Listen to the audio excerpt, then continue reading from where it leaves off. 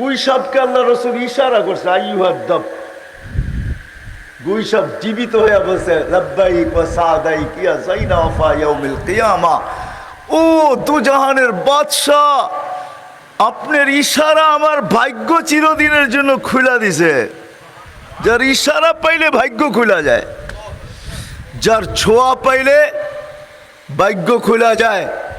ওই খেজুর গাছ যার পিঠের ছোঁয়া পাইছিলেন, আল্লাহ রসুলের পিঠের ছোঁয়া, মেহরাব বানানোর আগে ওটার উপরে ট্যাক লাগায়া আল্লাহ রসুল খুতবা দিতেন।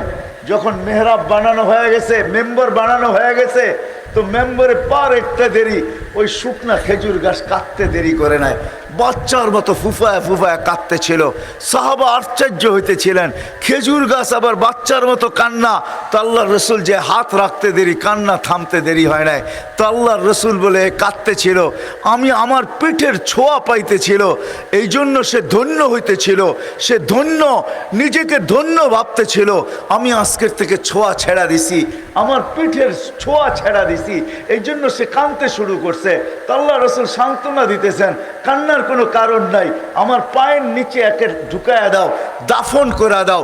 আর হাত বুলাইতেছে আর বলতেছে, তোমাকে জান্নাতে নিয়ে যাব, তুমি আমাকে জান্নাতের ভিতরে খেজুর খাওয়াবে।